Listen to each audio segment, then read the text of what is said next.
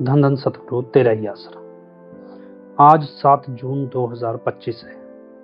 आज से ठीक 8 साल पहले जून 2017 में मुझे एक इन्फॉर्मेशन दी गई। इन्फॉर्मेशन के मुताबिक कुछ लोगों की हत्या की जानी है और उसमें मेरा नाम भी हो सकता है। इस घटना में एक हेलीकॉप्टर का इस्तेमाल हो सकता है, इतनी ही जानकारी दी। इन्फॉर्मेशन देने वाला व्यक्ति इतना रिलायबल था मेरे लिए कि मैं उसकी इन्फॉर्मेशन को इग्नोर नहीं कर सकता था, लेकिन मैं इतना कॉम्पिटेंट या इतना मैच्योर भी नहीं था कि इस तरह की इन्फॉर्मेशन प्रोसेस कर सकूं और समझ सकूं भी इसके पीछे क्या है। फिर भी मैंने, एक दोस्त था मेरा और जो इस तरह की इन्फॉर्मेशन प्रोसेस करता था, मैंने उससे शेयर किया और कुछ दिन हमने कोशिश भी की, लेकिन हमें कुछ नहीं पता चला। धीरे धीरे हम इसे भूल गए। फिर 2 महीने बाद एक घटना घटी और उस घटना में 40 लोगों की मौत हुई। हम समझ नहीं पाए भी ये वही घटना है जिसकी जानकारी हमें 2 महीने पहले दी गई थी या कोई और है। घटना के 2 महीने बाद मुझे जाके याद आया भी मुझे जून 2017 में जो जानकारी दी गई थी, ये घटना उससे मिलती जुलती है। फिर हमने इस घटना की जांच शुरू की और जांच के बाद मुझे ये समझ में आया भी जो इन्फॉर्मेशन मुझे दी गई थी वो इसलिए नहीं दी गई थी कि मैं इसको डिकोड करूं, बल्कि इसलिए दी गई थी कि मैं इस बात का विटनेस रहूं भी जून 2017 में कोई ऐसा था जो इस प्लान के बारे में जानता था और वो इसे फेल करने के लिए काम कर रहा था। और जब मैंने अपने दोस्त से ये इन्फॉर्मेशन शेयर की तो एक तरह से उसे भी इस इन्फॉर्मेशन का एक विटनेस बना लिया। फिर हमने इस घटना की जांच की और इसे समझने की कोशिश की, तो एक चीज हमें समझ में आई भी ये प्लान 40 लोगों को नहीं बल्कि 40,000 लोगों को मारने का था। ये प्लान अपने एंड पे बहुत बुरी तरह फेल हुआ था, इसलिए ये 40 लोगों तक सीमित रह गया। इस घटना को हम क्या कहेंगे? एक साजिश है जिसमें देश के 40 नागरिकों को मार दिया गया। कोई आतंकवादी घटना है या क्या है? और आज मैं आपको ये कहानी क्यों सुना रहा हूं? मैं इसे एक आतंकवादी घटना समझता था, लेकिन ये उससे भी बढ़ के है।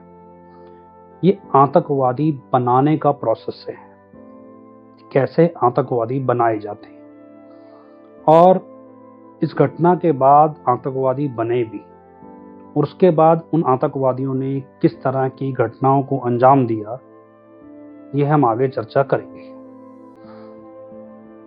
आज मैं आपको ये इसलिए बता रहा हूं क्योंकि अब ये प्लान दोबारा एक्टिवेट हुआ है, और क्योंकि ये प्लान फेल हो गया था और अब नए तरीके से ये प्लान दोबारा एक्टिवेट हुआ है, और अब इसमें हो सकता है 40,000 की गिनती 4 लाख तक भी पहुंच जाए। और अगर हम इस प्लान को अच्छी तरह समझ लें तो शायद ये गिनती 40 से 4 भी आ जाए।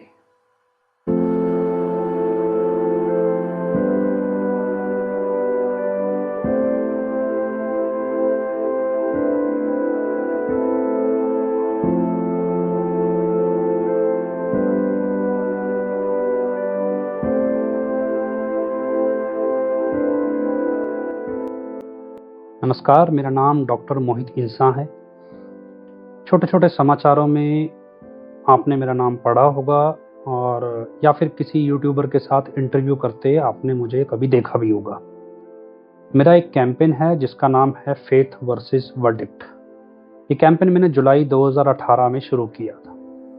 ये मैंने इसलिए शुरू किया क्योंकि मेरे जीवन में एक ऐसी घटना घटी जिसने मुझे एक मकसद प्रदान किया जिसे मैं 2007 से ढूंढ रहा था। जो दास्तान मैं आपको सुनाने जा रहा हूँ, ये दास्तान हरियाणा के सिरसा शहर की है, और सिरसा शहर में डेरा सच्चा सौदा की है, और डेरा सच्चा सौदा में पूजनीय संत डॉक्टर गुरमीत राम रहीम सिंह इंसा की है। मेरी पहचान सिर्फ इतनी है कि मैं उनके कई अनुयायियों में से एक अनुयायी हूँ, और उसी की हैसियत से मैं आपको ये सब कुछ सुना रहा हूँ। इसे आप डेरा सच्चा सौदा का इतिहास भी समझ सकते हैं, और मौजूदा सिचुएशन में जो चल रहा है उसमें हजूर संत जी का क्या योगदान है ये भी समझ सकते हैं। संत डॉक्टर गुरमीत राम रहीम सिंह जी इंसा को हम पिताजी कहकर बुलाते हैं, और समाज उन्हें एक संत के रूप में जानता है। दशकों पहले उन्होंने एक जंग की शुरुआत की। ये जंग सामाजिक बुराइयों के खिलाफ थी। उनमें जातिवाद हो, धर्म के नाम पर गुलाम बनाना हो, आपसी झगड़ा हो, नशा हो, मांसाहार हो या वेश्यावृत्ति हो, ऐसी कई चीजें उनकी इस जंग में शामिल थी। उनकी सोच को समझते हुए या यूं कहे नियति में ये पहले से तय था। 23 सितंबर 1990 को डेरा सच्चा सौदा सिरसा के तत्कालीन प्रमुख शाह सतनाम सिंह जी महाराज ने उन्हें डेरा सच्चा सौदा का वारिस बना के गद्दी पर बिठा दिया और यहां से उनकी जंग को एक मंच मिला। ये जंग उन्हें शाह सतनाम सिंह जी महाराज ने विरासत में सौंपी थी या उनकी खुद की थी, ये आप खुद तय करें। समय बीता और इसी जंग के दरमियान 25 अगस्त 2017 करीब 27 साल बाद एक घटना घटी पंचकुला में, जिसमें उन्हें एक कोर्ट के फैसले के बाद गिरफ्तार कर लिया गया और उसके बाद जो हुआ उसमें 40 लोगों की हत्या कर दी गई। यह हत्या किसी और ने नहीं बल्कि हमारे देश की सेना ने, हरियाणा पुलिस ने गोलियां मारकर की और ये गोलियां छाती, गर्दन और सिर में मारी गई। इस घटना ने मुझे पूरी तरह बदल दिया और उसके बाद मैंने तय किया कि ऐसी क्या वजह है कि हमसे इस देश की फोर्सेस या सब इतनी नफरत करते हैं कि उन्होंने इतनी बेरहमी से हमें मारा। इस घटना में मेरी भी मौत होते होते बची और मेरे सामने करीब 4 लोगों की हत्या की गई, जो मैंने अपनी आंखों से देखी। उसके बाद मुझे एक मकसद मिला कि मैं इस घटना की सच्चाई तक पहुंचूंगा और ये समझने की कोशिश करूंगा कि समाज जब हमें प्रेमी, मतलब समाज से प्रेम करने वाला जानता है, तो वो हमसे इतनी नफरत क्यों करता है कि हमें इतनी बेरहमी से मारा गया और किसी ने कुछ नहीं कहा, सबने इसका तमाशा देखा। इसके साथ मेरे जीवन के मकसद को पाने का सफर मैंने शुरू किया। 25 अगस्त 2017 का दिन मैं कभी नहीं भूल सकता। सुबह 6 बजे करीब मैं उठकर तैयार हो गया और माहौल कुछ ऐसा था, अभी ये दिखाया गया अभी संत जी पर कोई संकट आया है। हम जिस तरह से उनके अनुयायी थे, हमें लगता था कि उन पर कभी कोई संकट आ ही नहीं सकता और अगर आया है तो वो टल ही जाएगा। लेकिन ये संकट के मायने क्या हैं ये मैं बिल्कुल नहीं समझता था। मुझे सिर्फ इतना पता था कि हाँ, एक कोर्ट ने उन्हें बुलाया है और वो जाएंगे और फिर वापस आ जाएंगे और जो माहौल बना है वो शायद इस तरह का कि कोर्ट उनके खिलाफ कोई फैसला गलत सुना सकती है और हम एक तरह से इस विरोध में हैं भी उनके खिलाफ कोई गलत फैसला सुनाया ना जाए, क्योंकि हमें लगता था कि वो कभी कुछ गलत कर ही नहीं सकते और ये हमारा आज भी विश्वास है कि वो गलत करना छोड़िए, गलत करना सोच भी नहीं सकते। बस हम अपनी सोच में अपने आप को उनके साथ दिखाना चाहते थे। करीब 7 बजे मैं तैयार होकर डेरा में गया, जो मेरे घर से करीब 5 किलोमीटर दूर है, डेरा मुख्यालय जहाँ पे उनका निवास है। और वहाँ जाकर मैं खड़ा हो गया तो मेरी तरह करीब 100-200 लोग वहाँ खड़े होंगे और इसके अलावा बहुत से लोग वहाँ उनके साथ जाने की तैयारियां कर रहे थे। अभी तक ये सारी चीज़ें रोमांचक लग रही थी, लेकिन जैसे जैसे समय बीत रहा था वैसे वैसे घबराहट भी बढ़ रही थी। कुछ दिन पहले हमने उनसे वायदा किया था हम उन्हें जाने नहीं देंगे, लेकिन इस वायदे के मायने भी हम नहीं जानते थे कि क्यों नहीं जाने देंगे, अगर वो चले जाएंगे तो क्या हो जाएगा। लेकिन किया था, भेड़ चाल में ये वायदा किया था, सोच समझ के नहीं किया था। उस वायदे के नाते मैं वहाँ गया, अभी अगर मौका मिला तो मैं भी उन्हें रोकूंगा। मैं वहाँ जाके खड़ा हो गया और थोड़ा टाइम बीता, अचानक से कुछ गाड़ियों के सायरन बजने लगे और फटाफट लोग गाड़ियों में सवार हो गए। इतने में हमारे आगे एक चेन बन गई सिक्योरिटी गार्ड्स की, जो आम लोग खड़े थे और उन्होंने हमें आगे जाने से रोका। एक एक करके गाड़ियां निकलने लगी और उसमें संत जी की गाड़ी भी निकल गई और उसके बाद सैकड़ों गाड़ियां तेजी से पीछे पीछे चली गई। मुझे लगा जैसे कोई लम्हा छूट रहा है और ये वापस नहीं आएगा। मैं चाहता था कि मैं उन गाड़ियों को रोकूं, लेकिन जिस तरह से ये लाव लश्कर था, इतना बिल्डअप था पुलिस का, सिक्योरिटी गार्ड्स का, समझ नहीं आया अभी क्या करना चाहिए। और इतने में गाड़ियां निकल गई। रोना चाहता था मैं, पर कोशिश करने के बाद भी आंखों में आंसू नहीं थे। किसको बताता, क्या बताता। अनजान लोगों को मैंने कहा कि भाई कुछ गड़बड़ हो रही है और आज संत जी वापस नहीं आएंगे, ये आप समझिए कुछ बड़ा अनर्थ होने जा रहा है। क्या होने जा रहा है मुझे भी नहीं पता था, लेकिन जैसे अंदर से एक आवाज थी। और क्या करता, आके घर बैठ गया और टीवी चला लिया। और टीवी में काफिला पंचकुला की तरफ बढ़ रहा है, इसकी खबरें चल रही थी। और पंचकुला में क्या चल रहा है ये सब कुछ भी चल रहा था। जैसे जैसे ये काफिला पहुंच रहा था पंचकुला की तरफ, वैसे वैसे घबराहट बढ़ रही थी कि क्या होने वाला है, क्या होगा मालूम नहीं।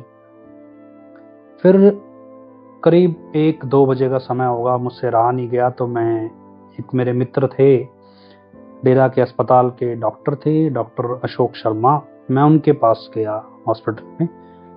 वो अपने घर पे लंच टाइम में सोए हुए थे जाके, तो मैंने उन्हें जगाया।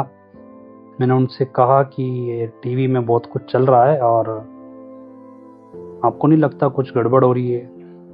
एक्चुअल में सामाजिक परिस्थितियों को डेरे की मैं उन्हीं के जरिए समझता था और मुझे लगता था कि वो संत जी के बहुत अच्छे भक्त हैं और बहुत शुभ चिंतक हैं और उनके लिए गोपनीय तरीके से बहुत कुछ कर भी रहे हैं। और उनका एक कहना था कि उनके रहते कोई भी अनर्थ नहीं होगा, क्योंकि उनकी अपनी एक टीम है जो सबको होने से रोक लेगी। इसलिए मैं उनके पास गया और उनसे कहा, तो उन्होंने मुझसे कहा कि मुझे सोने दो और तुम जाओ, ऐसा कुछ नहीं होगा। मैं हैरान था कि एक भक्त, एक शिष्य ऐसी परिस्थिति में चैन की नींद सो कैसे सकता है। कोई चारा नहीं था, मैं घर वापस आ गया। फिर खबर आई कि उन्हें दोषी करार दे दिया गया है और गिरफ्तार कर लिया गया है। शोर मचने लगा। मेरा भाई और कुछ दोस्त मेरे पंचकुला में थे, मैंने उनसे संपर्क किया तो बोलने लगे यहाँ तो बहुत बुरा हाल है और भगदड़ हो गई है, आगजनी हो गई है, बहुत कुछ हो रहा है। अब दिमाग में था कि अपना विरोध दर्ज करना है। मेरा हजूर संत जी से प्रेम था, या यूं कहिए मेरी अपनी नीड थी, या अपनी सोच थी, या कुछ भी समझ सकते हैं, आस्था समझ सकते हैं, कि मैंने हजूर संत जी के पक्ष में निर्जल व्रत रखा हुआ था। अब अगस्त का महीना था, ह्यूमिडिटी, उमस होती है, प्यास वैसे भी ज़्यादा लगती है। ऐसे में निर्जल व्रत रख लेना और मुसीबत का काम था, लेकिन रख लिया जोश जोश में। अब था कि व्रत तो रख लिया, अब ये पूर्ण कैसे होगा और अपने आप को संत जी के पक्ष में कैसे दिखाया जाए। अब जितना हमने टीवी में खबरों में सुना है कि धरना प्रदर्शन होता है, विरोध प्रदर्शन होता है, जिसमें पुलिस लाठी चार्ज करती है, लाठियां मारती है, मुझे लगा मुझे भी विरोध प्रदर्शन करना है और इसमें मुझे भी लाठियां खानी पड़ेंगी, पुलिस का लाठी चार्ज होगा, कुछ होगा। तो मैंने क्या किया, क्रैप बैंडेज, जिसे गर्म पट्टी समझ लीजिए, तो मैंने अपनी टांगों पे वो बांध ली। एक की जगह 2 पैंट या लोअर कहें पहन ली और निकल गया। अभी चलो कुछ डंडे खाने पड़ेंगे पुलिस के, लेकिन विरोध तो दर्ज करना है। सड़क पे जाके देखा तो एक गाड़ी थी जो जल रही थी। लोग अलग अलग गुट बनाए खड़े हुए थे और कुछ महिलाएं थी जो मेरी सोसाइटी की थी। ये उकसा रही थी लोगों को कि अब सब कुछ खत्म हो गया है और तुम्हें चूड़ियां पहन लेनी चाहिए, तुम्हें कुछ करना चाहिए, नहीं कर सकते तो चूड़ियां पहन लो, आर पार की लड़ाई है, मतलब इस तरह से उकसा रही थी। समझ नहीं आया क्या करना है।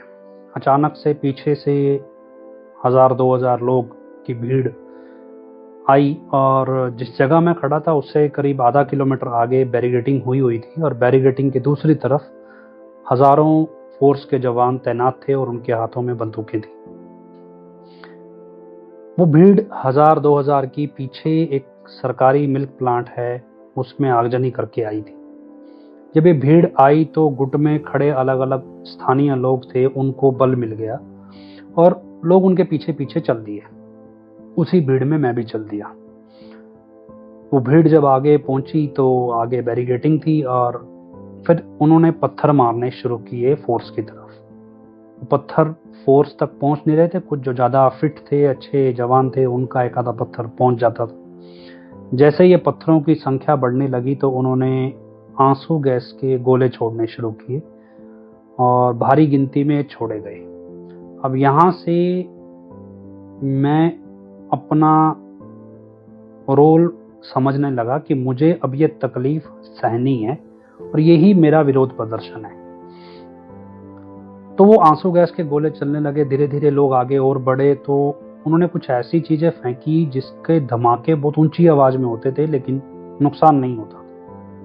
करीब आधा घंटा ये सब चलता रहा और आंखें गीली करके या कपड़ा मुंह पे बांध के हम ये सब चीजें इससे बचते रहे। मैं इतना फिट या कोई स्पोर्ट्समैन नहीं हूँ या कोई फिट नहीं हूँ और कि मैं पत्थर फेंकूं या इतनी दूर, और कोशिश मैंने की तो कंधे में झटका आ गया। मैं बैठ गया किनारे पे। आधा घंटा 1 घंटा बीता और लोग थक गए कि आगे जाया नहीं जा सकता। फिर सभी बैठ गए और फिर कुछ लोग आए, वो गुरु जी के प्रेम का हवाला देने लगे या दुहाई देने लगे भी आपको गुरु के प्रेम में करना चाहिए। अब कुर्बानी के किस्से सुने तो थे, पर किस रूप में ये कुर्बानी दी जाती है इसका नहीं पता था। क्या करते उसके बाद? फिर थोड़ी देर बाद मोटरसाइकिल पे कुछ लड़के आए। इन लड़कों ने एक घेरा बनाया और जैसे ये घेरा हटा वहां पे बहुत से पेट्रोल बम आ गए थे। ये लड़के कौन थे, कहां से आए मालूम नहीं, क्योंकि लोकल नहीं थे, ये लड़के बाहर से थे। उसके बाद जहां ये सब संघर्ष चल रहा था उसके साथ एक गत्ता मिल थी, जगदम्बा पेपर मिल या गत्ता मिल उसे हम कहते हैं।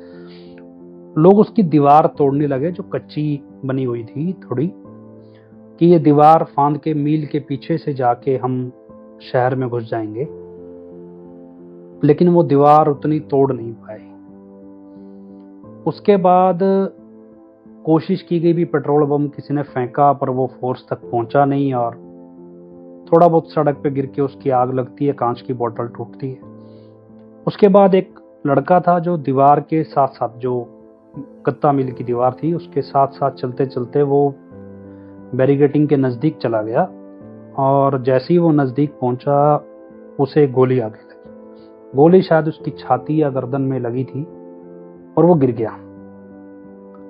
अब मैंने कभी किसी को इस तरह से लाइव गोली लगते देखा नहीं था, टीवी में, फिल्मों में देखा है, तो कैसे चोट लगती है, कैसे कोई गिरता है एक्चुअल में ये नहीं पता था। वो गिर गया तो समझ नहीं आया अभी वाकई में उसे गोली लगी है, असली गोली लगी है या वैसे ही जख्मी होकर गिरा है, कुछ हुआ है।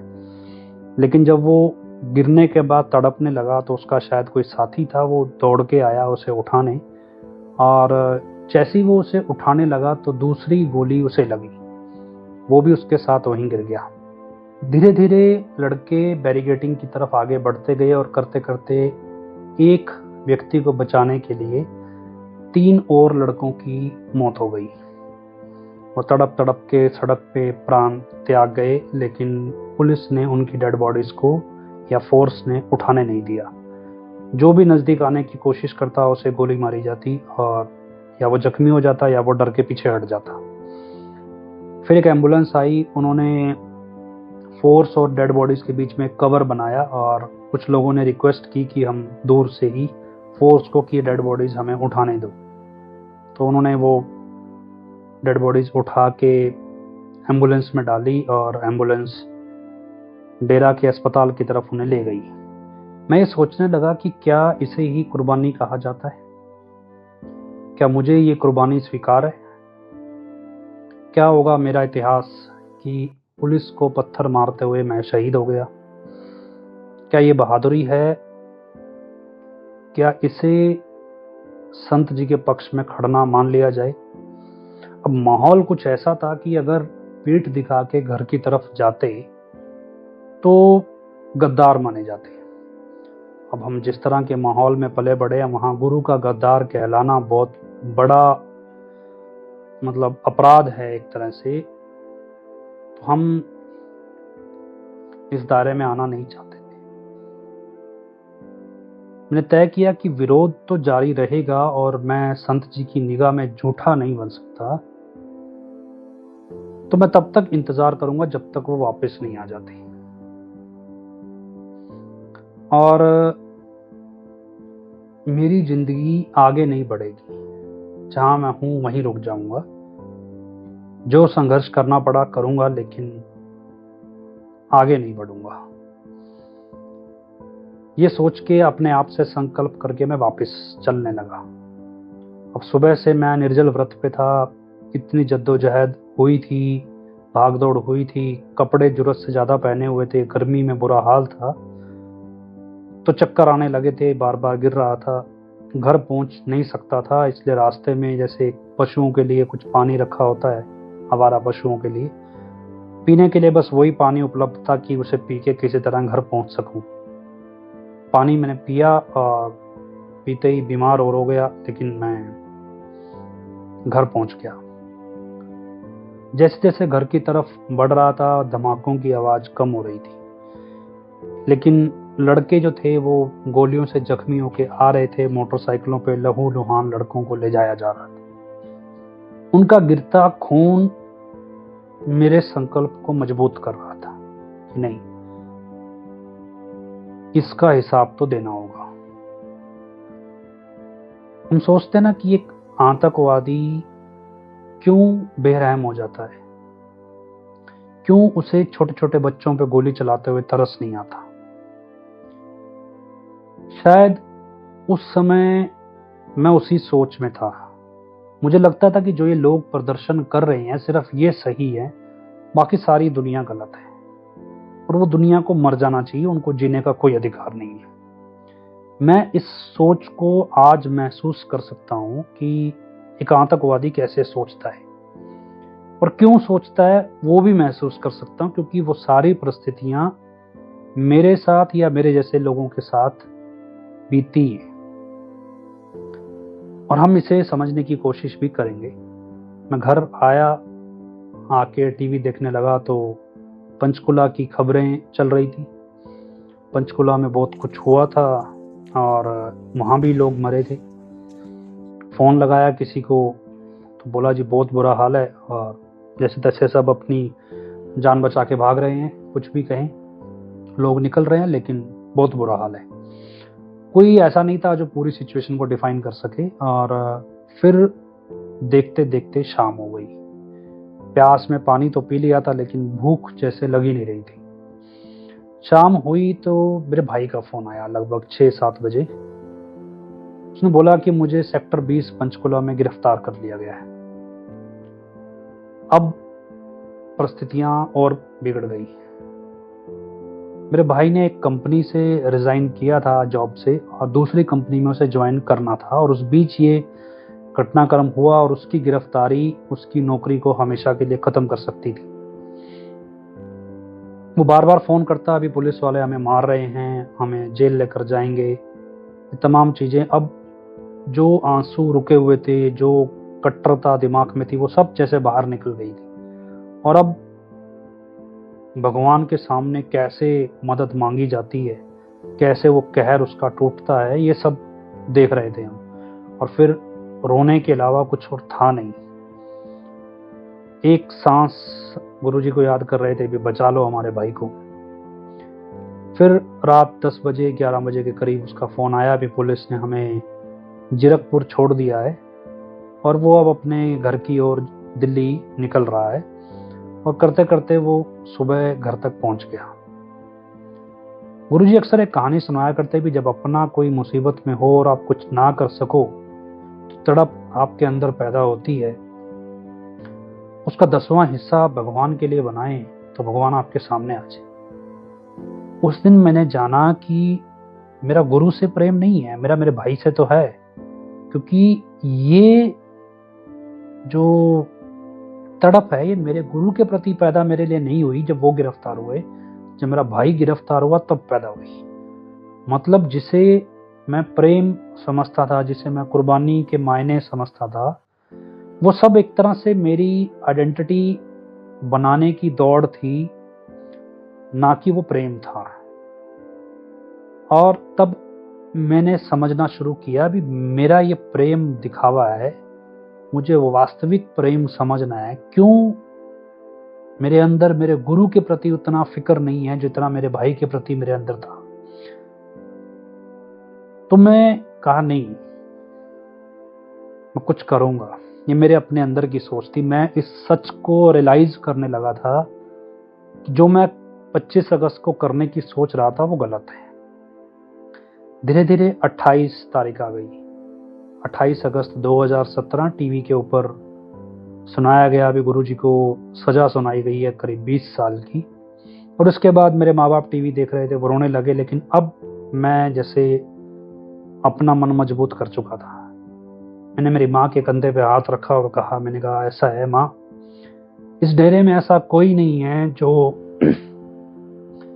वास्तव में संत जी को वापस लाना चाहता है। ये काम तेरे बेटे को ही करना पड़ेगा, तो मान या ना मान। मुझे नहीं पता ये शब्द मेरी जुबान पे कैसे थे, लेकिन मैंने ये कहा।